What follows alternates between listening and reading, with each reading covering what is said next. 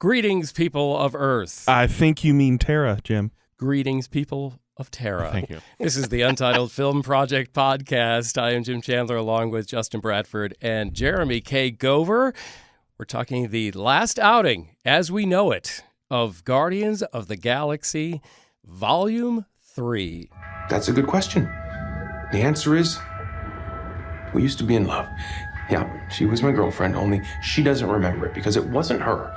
Because her dad threw her off a magic cliff and she died, and then I lost my temper and nearly destroyed half the universe. And she came back out of the past. There she is. Everyone else who died in the past stayed dead, not her. Why? Was it the magic cliff? I don't know. That's some freaking Infinity Stone scientist. And some dumbass Earth dude who met a girl, fell in love. That girl died. And then came back a total... Did it live up to all that you had hoped for? Let's get some initial takes on Guardians. Let's start with Justin Bradford. I loved it. I know I've only seen it once so far, and I plan on seeing it multiple times in theaters because it is a fantastic Marvel movie. Right off the bat, of all the MCU films, I believe this one has the most heart. This one has the most heart, make you feel emotions, to build on the characters, to let every character have their moment as well. James Gunn is a genius when it comes to character development and to build a story and to build a storyline. And we see so many of these things coming out now of how he basically developed the backstory of the Infinity Stones just off a whim. Like, oh yeah, that was me. I kind of, made so much content for the rest of the MCU after Guardians Volume 1. And you see this throughout to where I think now, when you compare Volume 3 to Volume 2, it makes Volume 2 look like ass. But I'm not going to argue with you on that. Because he did such a wonderful job in this of giving every character more backstory. In the final of the trilogy, we had so much character development, which you would expect out of the first one when they come together. But in this version, the story, the plot, everything we got from Rocket to even Star-Lord, to Mantis wanting to be more independent, to Drax being a father figure, not just a destroyer, to Gamora developing into something different, but still appreciating family, but with not the family we know, but the family that she knows now with the Ravagers. So many aspects of this made me feel great about what we saw, from the emotional part of it to how they had to come together and fought off a different type of villain that I think actually showed more villainy than what we saw out of the first version of Kang in Quantumania as well. So I really just overall enjoyed the film. The humor, as usual with the James Gunn film, was on point. I love the cameos. People love to complain about, well, he just puts his friends in there. Why wouldn't you put your friends in there if they're the friends that you have? Especially if they're good. Especially if they're good and they fit in there. So I love this film so much. It made me feel so many emotions. And it showed to me that the Guardians have been the heart of the MCU. We've seen leaders of the MCU, so many different aspects of the MCU, but the Guardians are the heart in terms of what the characters stand for, what the Guardians stand for overall, in terms of the heart and the core of what you're supposed to feel as you're watching a superhero movie.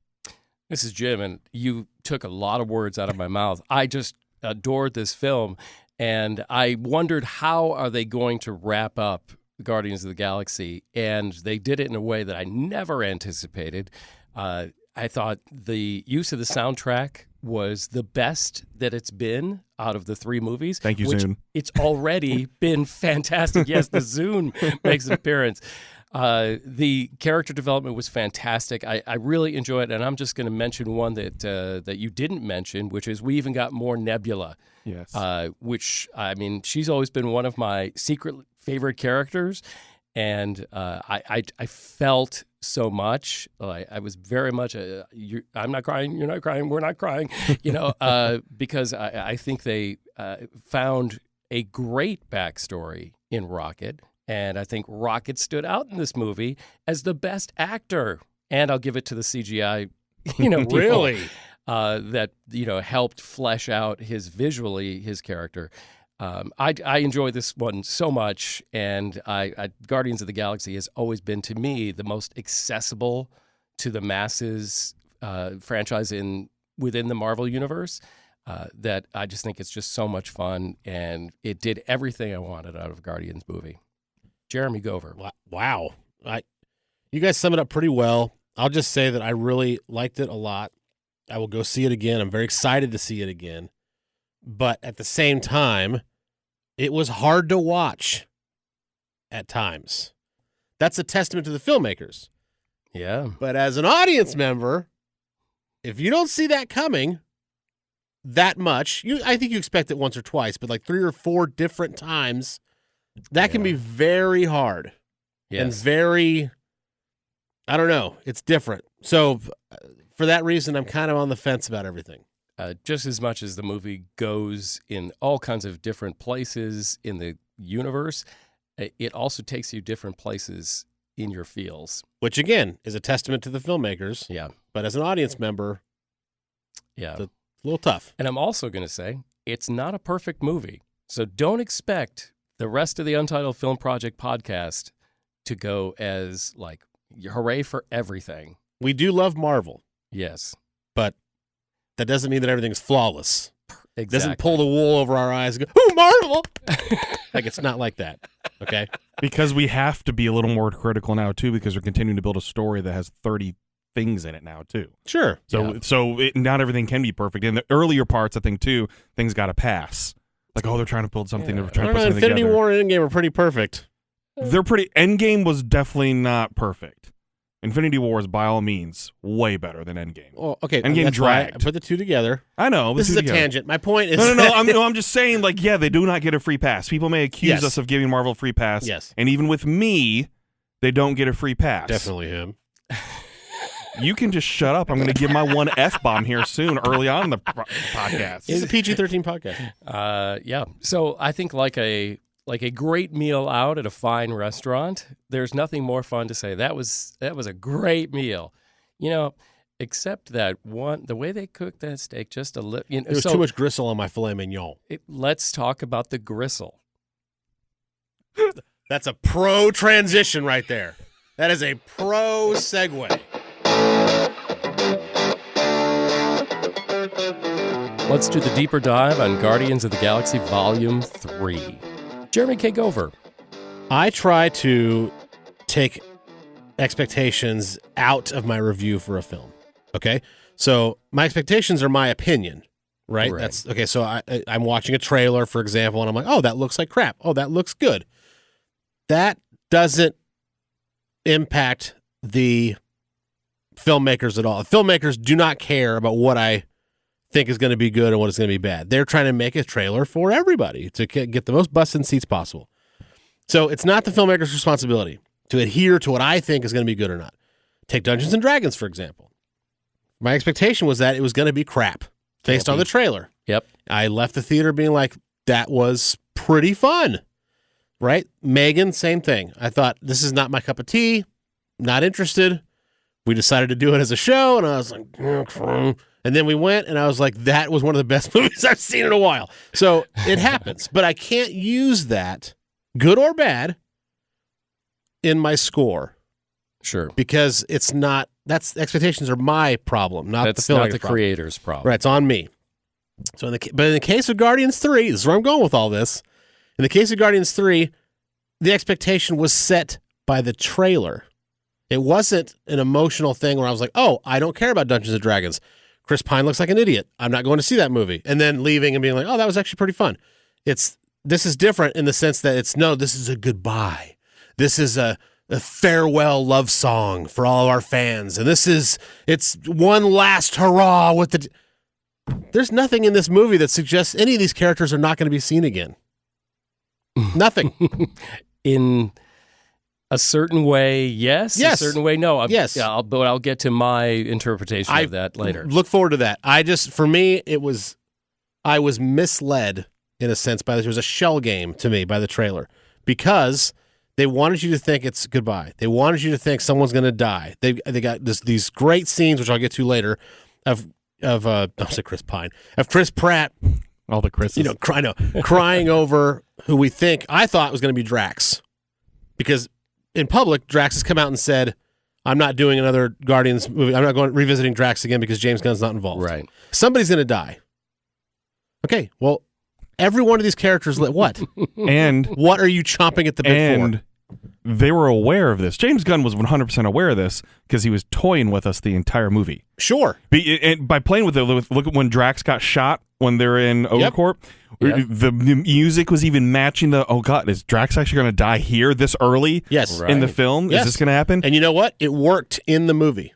Yeah. Because in the seat, I was like, okay, this is it. Drax is going to die. There's stakes. And then Rocket is going to, he's maybe not now, but he's going to die on that table. He's on the operating table, and it doesn't look good.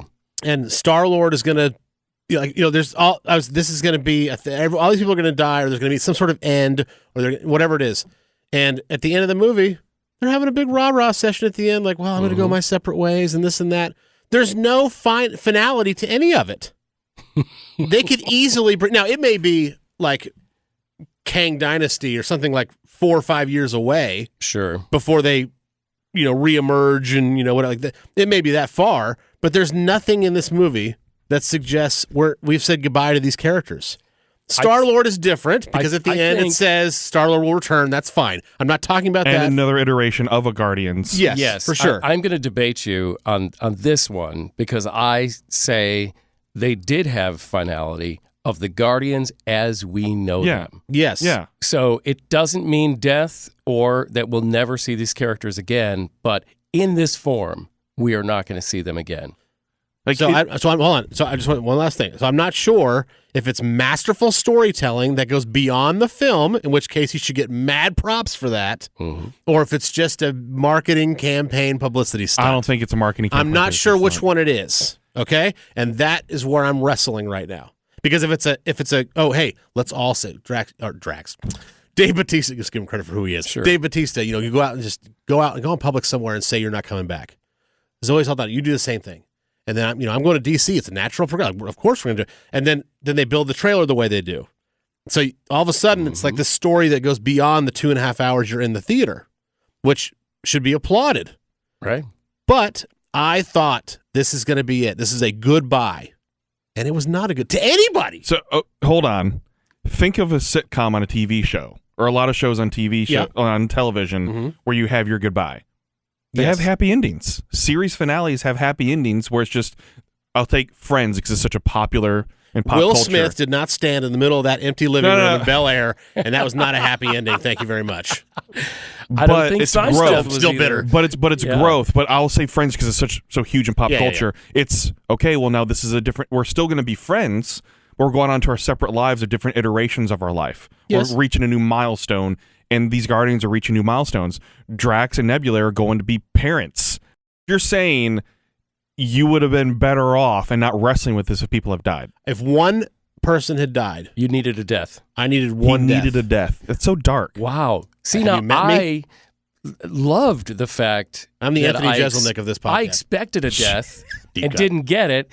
And I love the fact that they went somewhere I didn't expect, and I'm fine with that. Okay. Yeah. Yeah. And it's something different because it is final because they're not going to see each other near as often as they would. They were a family before, and now they're all going to be independent. I mean, shoot, even Mantis, who has never been independent once in her life, Right. is now going to go off and explore with her new pets. Yeah. I really love the fact, and what we are kind of doing is we're Tarantino this thing. We've gone to the end of the movie, and we're going to have to go back to kind of discover some other things. Which is a parallel to the Rocket story, actually. Sure. Yeah, exactly. I didn't know anything about Rocket until the third movie, and then all of a sudden it filled it all back in. Jeremy K. Gover, look at you. Yeah. I'm just picking up what Jim put down. But I loved that the characters all had a sense of purpose that made sense to their character at that point in time. They may have progressed throughout the movie to get to that point. Like, we did not know that Drax was meant to be a dad. I mean, yes, there were hints of that in the first movie where he explained his origin. You know, his family was killed. But in this film, we didn't know that until it played out. And then his purpose made sense. And it did for all the characters, I thought. So in that sense, I was thrilled there was no deaths, and I was thrilled that they went to a purpose that made sense thematically for the characters, everything. Thank you for being a ray of light, Jim. Thank you. Sometimes you need a ray of light in an ever-darkening universe. Yeah, Jeremy. And that universe is Jeremy Gover. Who needs death. Who needs death. To feel complete. To feel complete, he needs death. Are you the villain of the podcast?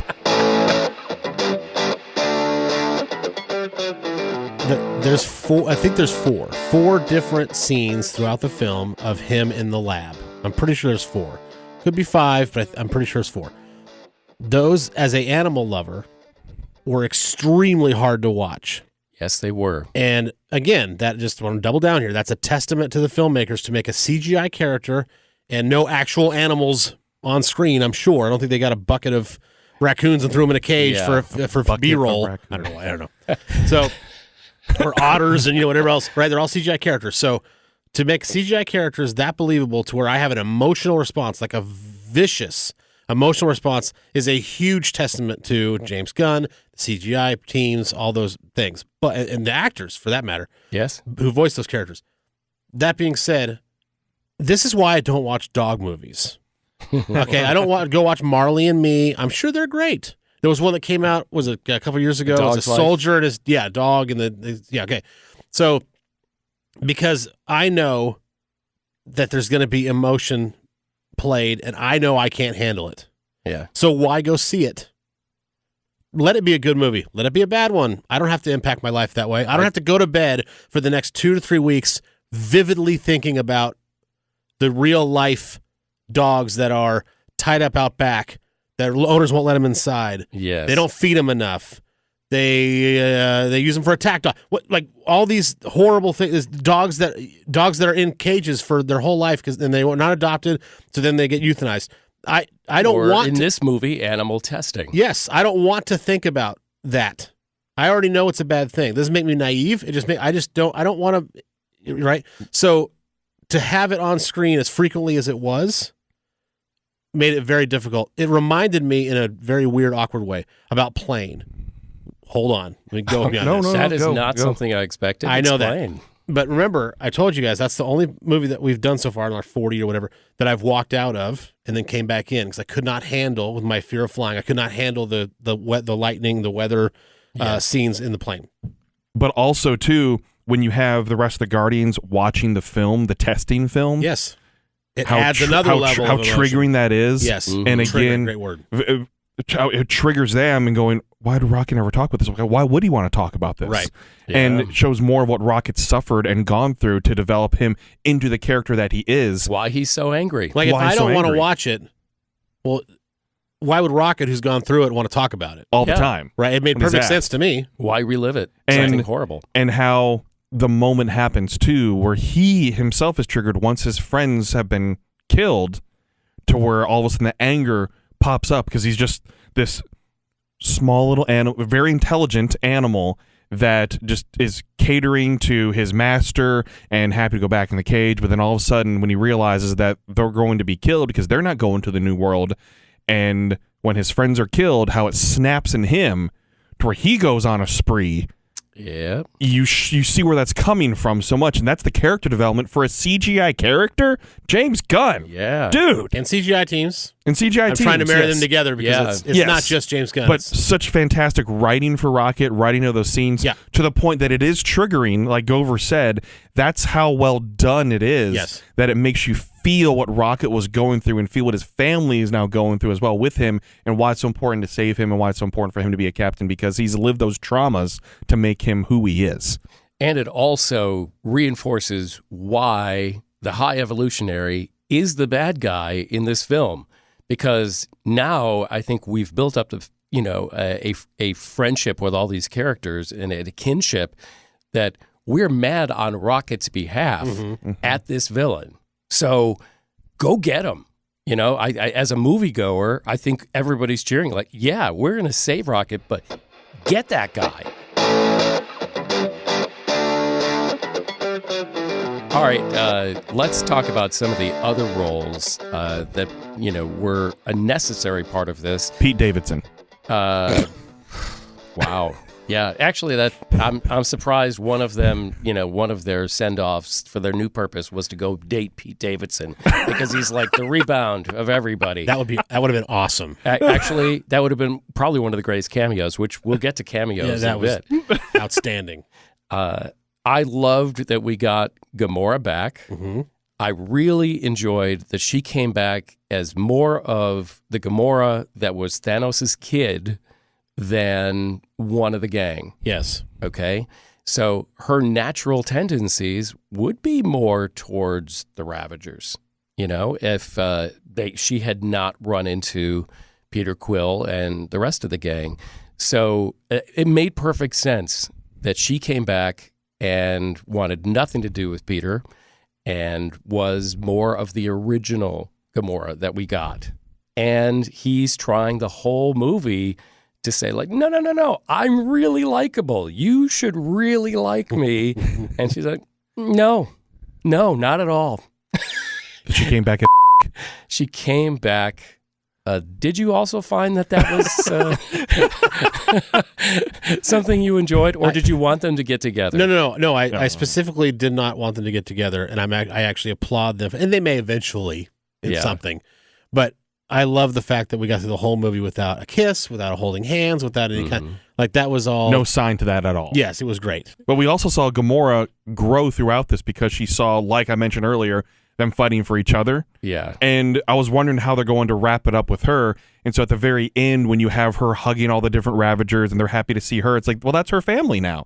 Yeah. That's who she cares about, but she learned to appreciate them in a different way because of what she saw from the Guardians, I believe. So that helped her character growth. She's not the same Gamora, but she still shows what an understanding of family is, and the Ravagers are her family now, and so she loves and appreciates them and would fight for them, even though she fought with the Guardians, but they showed her what it means, even though her character went in a different direction in Korg.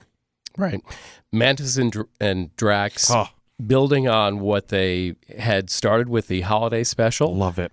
I love that Mantis became, and I'm just going to say it, like, up to this movie, I mean, she's kind of been a vegetable, really. I mean, she had value. She had, the abilities to manipulate people's emotions, but she was just kind of an extra. She was a tertiary sidekick. Yeah. And this one where she finds, like, I'm going to start doing things for myself and take control. And guess what? I am more than what you thought I was.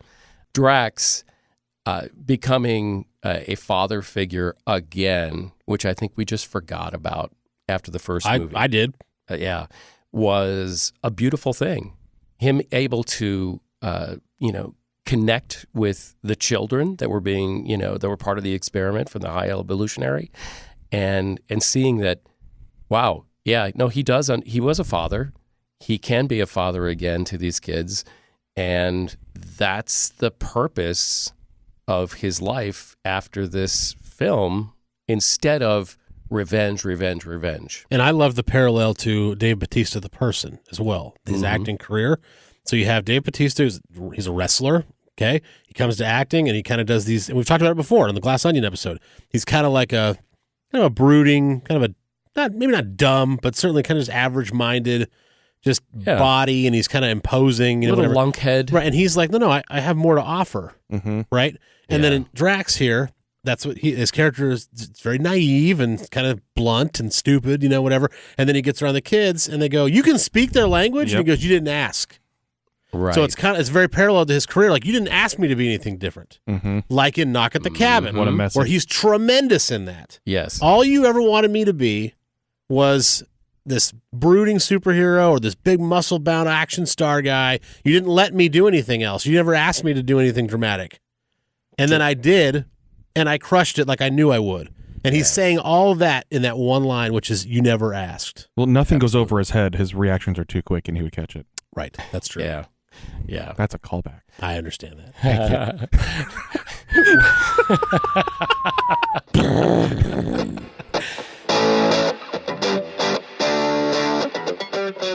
What did we think of Adam Warlock? I think that's going to be the most divisive amongst fans. Okay, here's where Might we're be the going to most talk divisive about in this room. this, this wonderful meal that, but they screwed up the green beans. Okay.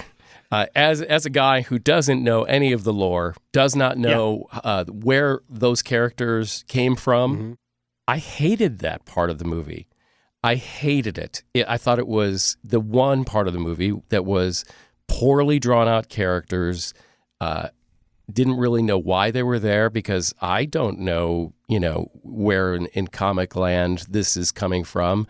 I didn't see the grand purpose. I guess they're going to be more in the Marvel universe, but I thought they were pretty lousy. I thought that's where we kind of got Shazam-y on this film. I don't know if I'll go that far, but I mean, I somewhat agree with you. What, to me, I liked Will Poulter in terms of his delivery and what he was given. Yeah, he wasn't given much. You're right. He wasn't given much, and he wasn't given much screen time. And I feel like some of what happened with Adam Warlock in this character in this film was due to the whole fiasco that happened years ago when James Gunn was fired and then rehired, and then we had the pandemic. This movie was supposed to come out years ago. Like, the whole set behind this movie was years in the making. It was so delayed by, I think, 4 years. Okay. This film was delayed when you really put it in to where when it was supposed to happen, that it was supposed to line up really right with Endgame. Like, almost bam, bam. Did not know that. And it didn't happen. And I feel like James Gunn had to bring Adam Warlock back in to introduce him because of how he was introduced before. And they kind of addressed that in here with, well, you got me out of my cocoon too early, and so I'm dumb. They didn't allow enough time to sear in his cocoon to fully develop because, and it was neat that the Sovereign were also built in the same manner and faction and everything like that too. So I like how they addressed it that way. It doesn't mean I cared for it. I feel like that was the weakest part. Like, I think we're probably all going to be in agreement on that Adam Warlock was the weakest part, but then they helped him grow into, he's going to become smarter. He's going to learn more about things. He's going to learn more about the universe in general. And hopefully we do get to see more of that, because by putting him out there as just a dumb baby with superpowers, because that's really what he was, making awful decisions, trying to impress his mom, and then she dies, and all of a sudden he's like, well, what's going on now? I didn't like that part as much, but because it wasn't much screen time, I give it a pass, even though I didn't care for it. It was... When I say I'll let you finish. When I say pass, I'm like, it's not as main part of the story, so I'm like, okay, whatever. I still love the movie, but I'm hoping they give it more definition in future Guardians of the Galaxy movies, because there will be, and he's now a superhero. But in terms of overall introducing him, it wasn't the strongest point. They teased him in 2 in the credit scene, and then they put him in the trailer as the main villain. I mean, they had the High Evolutionary in there too. Yeah. I mean, but he was, the payoff was in the trailer. To me, he was completely wasted as a character. Yeah. To me, as a person who didn't know he existed before this movie, I thought, wow, that lets him air out of the great balloon every time those scenes came in. Thankfully, the rest of the movie was so good, you were right back in as soon as they cut away from him. Right. Cameos in Guardians of the Galaxy Volume 3. Do you have a favorite, Justin? Oh, gosh. I am so glad that we got a little bit of Yondu. Yeah. And they're just a brief moment. Kind of an Obi-Wan type, ghostly figure. A sage old man. But it was still really good. Right. It was great. And it was in typical Yondu fashion and trying to teach Kraglin how to use the arrow. So I do love that. I'm glad Nathan Fillion is back. In an actual world where we can recognize him with actual lines. Yeah. So it's almost difficult to call it a cameo, because it's not like he just appeared. He had a role. In all 3 films that I didn't know. Yeah. Until this one, where he actually was able to, actually speak in it, yeah. and see his face. So him, and then I guess... Don't say it. Don't say what? Go ahead. Don't say what? Well, I want to have an answer that's different than yours. Go ahead. What? Are we not all talking at the same? No, go ahead. What? We said answer. Go Why ahead. are you being like that? Okay. It's already long. This podcast is already long enough. Hurry up. Let's go. You can't lay this down. You can't lay this down without saying who you're talking about. You talking about me or him? Gover. Me? Yes. Yeah. Howard the Duck is mine. Now go ahead. Oh, yeah. Howard the Duck was great. The card game scene was fantastic. Yeah, thank you. And it was just thrown in there, but it still shows that everybody sees nowhere as a safe house. I know, but you were like, which is awesome. And I was like, she's going to say it. I want to drop that. And then it is hilarious to me how much people hate on James Gunn by having Jennifer Holland, his wife, in things. Please, that's the perk of, dude, if I'm a filmmaker and my wife wants a bit role, she can have a bit role in the film. Yeah, and she's not bad. Like, that's the thing. Like, and I know people hate the whole Nepo thing. No. But Daniela Melchior, also in this, she's the one that plays a hostage. Is he the lead? Is she the lead character? Then who cares? But it's like you're casting your friends because, one, they know you, they can take your directing style very well, they know what you expect of them, and they're going to provide something to you, so you're getting people you trust. And they're roles. Bit parts. They're not and they're like bit parts. You know. And if you know the director, I'm going to flip it around. The director knows you. Yes. Right. The director knows exactly what they can get out of you because they know you so well. The whole nepotism thing, let's just say, okay, forget the nepotism thing. I also think that's bull. That came up a little bit with Allison Williams recently where she was talking about it and there was some criticism. Okay, does nepotism exist in Hollywood to a certain extent? To me, this is my theory. It may get you seen and possibly get you a role, but you have to be good in that role or forget it. Right. Nepotism, it's pretty rare that somebody will get a role simply because of who they know. They have to perform. Untitled Film Project Podcast, time for scores, Guardians of the Galaxy Volume 3. Justin Bradford. Of course you start with me. Why are you doing your finger thing? I don't know. I can't wait to hear what you have to say. I'm sure you can. For those who don't know, we don't share our scores or any feedback before we're in the room and the mics are on. We don't talk about anything. Right. There's no comments on text message like, you see that garbage? Or, oh, yeah, that was pretty good, right? It's seriously zero. We're finding out just like That's you right. are. So I'm very excited to hear this number. Excited? Is that the word you're using? Oh, gosh. Go ahead. Okay, so obviously I really did enjoy this film. There were moments to where I felt so much emotion. My eyes were watering. I was cheering to myself. I was fist pumping. I love how James Gunn wrapped this up before he goes on to DC and hopefully fixes that whole universe. Yeah. But I love We're how all pulling for you, James. Yeah, I love how he Please. wrapped this up and gave every character what they needed. And that is difficult to do when you have a large cast. It is extremely difficult to do when you're wrapping up a trilogy that has characters that have gone in different directions, when you have characters that have been directed by different directors when they've appeared in other films, and you have to, cover up for what they might have done that you maybe didn't agree with, but they did it for the sake of the story. And so many, that takes a lot of collaboration and a lot of genius and great storytelling and great writing to be able to pull that off. Strategic as well. thinking. Lots of strategic thinking and how to wrap up a character's point in this iteration of a film. I love how we had some side characters to help build it along, like Kraglin getting his little moment as well too. Yep. Still trying to Is that nepotism? channel his inner Yondu as well. The relationship between Kraglin and Cosmo. I love the good dog, bad dog thing. Like, it was very small. That was a great running But gag. it was a total dog moment. A dog that is extremely intelligent, has superpowers, but it's like, just take it back. Just take it back. But then you also, and the animal thing as well, you are cheering on Cosmo in terms of holding the two spaceships together as well. It's like, come on, Cosmo, you can do it. Right. Like, you're feeling emotion for a character that we haven't had much of any experience or exposure to, aside from being held up by the Collector and then also in the holiday special. That's really it when it comes to Cosmo. But we got a very nice introduction to Cosmo in being a role player in Nowhere and of the new Guardians as well. How they introduced that, how Groot. We finally understand what Groot's saying at the end. Mm-hmm. And I was just like, ah! Like, why are you shaking your head? It was an eye roll moment for me, but go ahead. Why was it an eye roll moment for you? I'll get to it. Okay. I have my score too. I was This is your you bet that time, you got it. Justin. out of Yeah, me. thanks. But just like how Gamora finally understood what Groot was saying, we, the audience who have been with him on this journey, understood what Groot was saying. I appreciate that as a fan.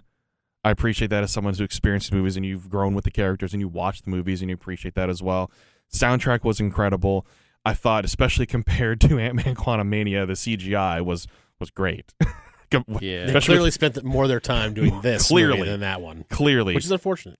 And how it was, how basically there were therapy sessions with a lot of these characters as well with each other, especially with Quill, and how important it was for him to go back to Earth to see if his family was still there, to reconnect, to continue for him to grow as well, because he knows the Gamora thing's not going to happen right now. And he's accepted that, and he feels like he has growth in other ways.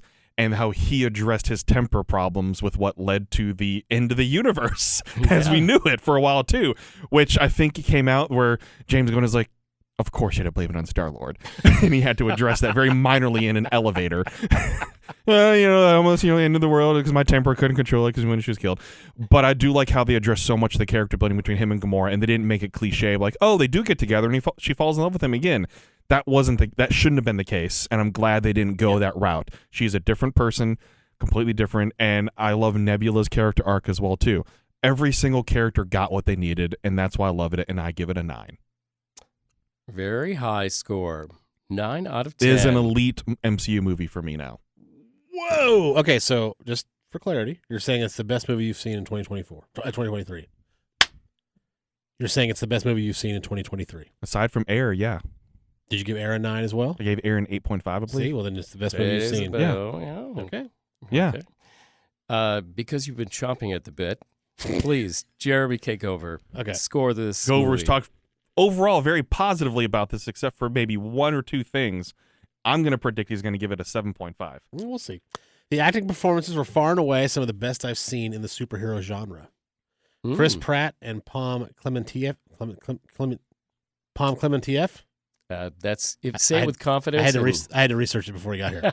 Pom Klementieff in particular were outstanding. They were outstanding. Loved it. Nebula was great as well, of course, but those two in particular stole the show for me because I don't expect to see that kind of range in a superhero film. Right. Okay. The chemistry of the cast radiates from the silver screen out into the audience. It's very apparent they love working together. And even if it's fake, I still believe that they love working together. So yeah, it's the testament to the movie there. They've used a review in the post-release trailer saying it's the best Marvel movie since Endgame. That's ridiculous. Spider-Man No Way Home, Wakanda Forever, Shang-Chi, these are all movies that were in this phase post-Endgame. Yes. This is not better than any of those. So let's just be real about that. It is, however, the best of the three Guardians movies. I think it is the best of the Guardians movies. Some of the characters, as I said earlier, were completely wasted. I would have loved to see more Cosmo, but I also am willing to know that as a dog guy, that's my opinion. Cosmo what more do you want from Cosmo? No, I would like to have seen. They're the geniuses, not me, dude. I don't know. You're saying you'd like to have seen more? I would have liked to have seen more. You're going to get more Cosmo in a future film. Right, and I'm very excited about it. Yeah. But I would have liked to see more Cosmo. But I think Adam Warlock was completely wasted. It was very hard to watch at times, like I said. And lastly, I honestly left the theater thinking, if I'm not an MCU fan, I'm just going to see it because it's a big blockbuster movie, first of the summer, whatever. Yeah. I could have skipped it. 7.0. Interesting. Okay. God, I hate you. If the microphones didn't catch that, Justin Bradford said he hates Jeremy so much. Which is a normal utterance on this show. Yes. Yeah. But you know what? It's the same kind of hate we talked about between family of the Guardians of the Galaxy. Yes, it is. There's love with that hate. There is. So this is Jim. So. Is there? Now you're giving me pause to think. Is there? Because, I probably would have put him in the same place that Mantis put all the uniforms in the vacuum chamber. And flushed it out into the universe. Okay, well, while Jim gives his score, I'll float away. Okay, so I came into this. Guardians of the Galaxy is, of the sub-franchises, one of my favorite of all time. It was a revelation when I saw the very first Guardians of the Galaxy. I'd never seen a movie like that. It was just incredible, especially the way they used music, the wit, the banter, the pacing, the world building. The original I've been in ever since. This one, I'm going to have to separate out my fandom from this movie because I would give it a 9 in my fandom for this movie and how happy this movie made me. But to look at it critically, there was a few problems with it. So there was the whole Warlock stuff, which to me was done poorly, especially in regards to everything else that was done so well. It just stood out and knocked probably 1.5 points off this score, just with that alone from the 10, okay? There was a couple of other things. The High Evolutionary as a villain. I thought it was a great villain until the end when he just turned into a lot of villains who just get pissed off and start screaming. Mm-hmm. Okay? So not the greatest villain. Started off really well, but didn't end well. Ended as a cliche, I think. The production design and the graphics, I loved all of it except the world where the high evolutionary has created a society and they're floating in space where it's organic, I found ugly and unsettling. Kind of like Nickelodeon cartoons of the 90s. Okay, let's look at parallel. Look at Rugrats. They're ugly. They're misshapen. There's hairs coming out. They're walking on things that look like skin with like follicles coming up. It was gross. So like that is part of the problem I had with this movie. Maybe just a hair too long, but not much. They had a lot to fit in. They had 10 pounds of content to put in an 8-pound bag. Okay. But so it felt a little crammed in there. So with all that being said, my nerddom and fandom and love of these characters would have given it a 9. Critically, I'm giving it a 7.5.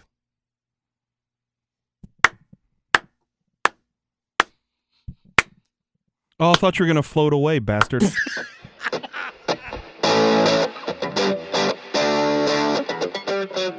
Every episode of the Untitled Film Project Podcast pretty much involves the big question. The big question. We're all animal people here. We all love animals. We all own animals, I believe. Right? Yes. So, and name 2 underrated animal movies. You can take underrated however you want. Let's start with Bradford. Oh, God, why me? Okay. Let's start with Jimmy. Okay. I'm trying to give you time. I'll go. Ice Bud for the... Never mind. Ice Bud. Sorry. To the hockey playing Golden Retriever? Yeah. Okay. So this one is going to be more nostalgia, and I'm not even sure if it's underrated because if you're someone that grew up in the 90s, you have a direct connection to this movie. Okay. And that is Homeward Bound: The Incredible Journey. I love this as a kid. I still say some of the quotes from this movie, even as a man nearing 40. I will say some things. Just, I love the voiceover actors in this film as well. I mean, you have Michael J. Fox, you have Sally Field. I mean, that's fantastic. They're great. And it's just this journey of these animals that were left behind accidentally to find their family as they moved across the country, basically. And I love the one of the closing lines, the turkey. Michael J. Fox as Chance, the dog, was absolutely fantastic, and is definitely a nostalgic thing because if you watch it now, you're probably like, oh, this is not big deal this about is not this? the best. But how so many millennials have a connection to this movie because it's sad, and you expect it to be sadder, but they don't die, and that's what's important is that you don't have that trauma of them dying. They play it off that maybe one didn't make it because it's an older, elderly dog, but no, comes up over the hill and like, he made it, oh my God. Like, it is a feel-good movie, and that's why I consider it maybe underrated because it's not talked about as much overall in terms of animal movies, but as a millennial, I love the movie. Second one, this is why I said animated, because I really do enjoy this, and I know it has pretty high ratings, and it's not that old, but I love Zootopia. It's a pretty funny movie. Zootopia is incredible, and I hope we get more of it in the Disney parks because I feel like there's opportunity there to grow a world of what it would be like if animals had it, just like they have it in Zootopia, that you could explore and you could have it as a playground or a way you could explore. It doesn't have to be a ride; it could just be an experience at a theme park as well that you could really grow upon that. But if there's so many Disney movies out there, I don't know if it gets talked about as much. I maybe don't see it, but I love the movie. I love the characters behind it. I love how they've built it for every single animal and the type of climate they would live in, how it's also a detective movie as well. It's a different kind of take from what you'd expect on a Disney movie. Yeah, what kind of jobs they all have, the expectations falling into society, the prey and predator thing that they're battling. I really just enjoy Zootopia. I would not put it in this category because I was not thinking about animated movies in my own personal opinion. Yeah. But I would definitely put it on one of the most underrated Disney movies of all time is Zootopia, for sure. It's so good. I love it. And no one ever talks about it. All right, Jimmy, go ahead. What you got? I this is funny because I didn't know about this movie, and I learned of this movie from another movie. Watching The Unbearable Weight of Massive Talent with Nicolas Cage. He and Pedro Pascal's character bond over film. Okay, and they're talking about foreign films. They're talking about films that are, 90 years old that are considered classics. And then they truly bond over the film Paddington 2. Oh, yes. Paddington 2. What? I cried through the entire thing and made me want to be a better man. Paddington 2 is incredible. I told you. So once me and my family saw this movie, we had to rent Paddington 2. And I hadn't seen Paddington. And okay. Were you lost? I was not lost. Okay. It was very accessible to me. All right. And absolutely loved Paddington 2. The movie has incredible heart. The character has what, some characters in, animated, it's like a SpongeBob. This, you cannot stomp the goodness out of this character. It is really funny. It's got some great actors in it. Hugh Bonneville is the dad in that series, and you know him from, so many great things. I loved Paddington 2, and the fact that both those actors called it out, I think because they tapped into something that a lot of other people had, which is this movie is really good. Mm-hmm. The next one that I'll present to you is actually a documentary. And while it was not underrated by critics, I don't think a lot of people saw it. And you can watch it on Netflix now. It is My Octopus Teacher. I've not seen this. I have not seen it. This movie is going to grab you like you're not expecting to. It is a documentary. It's the story of a guy who lives near a coral reef, okay? And he is going through a depression personally. He's got a crisis, and he starts diving, and he does it with cameras, and he comes across a baby octopus. This octopus doesn't want any part of him, but through his familiarity of keep diving, the octopus is allowing him into the octopus world slowly but surely, and they become familiar.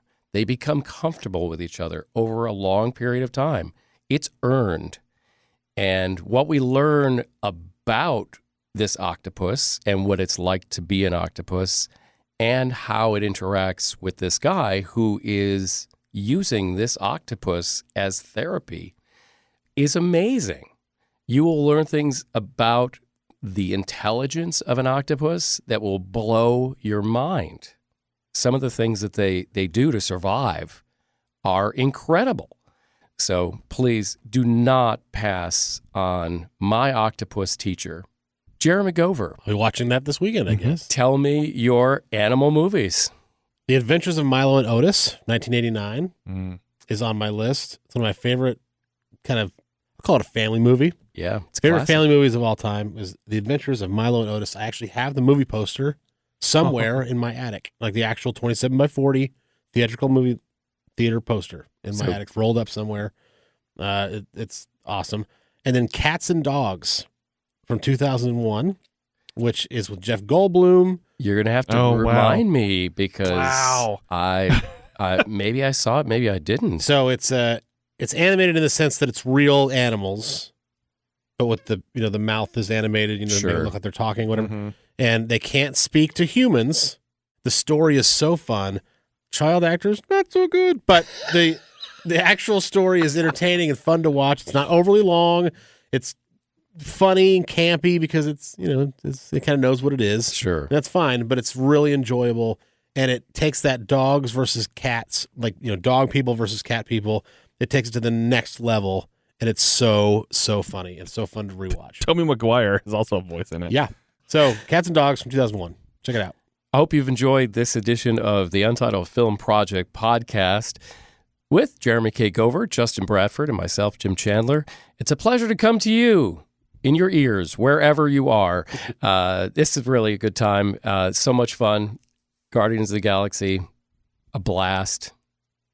Animals, who doesn't love animals? If you don't like animals, I don't like you.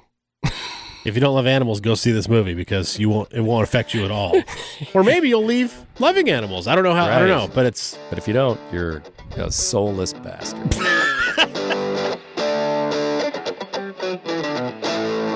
Thank you for listening to the Untitled Film Project Podcast. To support the show, please rate, review, follow, and subscribe. Original music by Jeremy Schwartz. Special thanks to the Music City Film Critics Association. Editing and post-production by Jeremy K. Gover. Voiceover by Chad Bennett. The Untitled Film Project Podcast is presented in cooperation with iHeartRadio.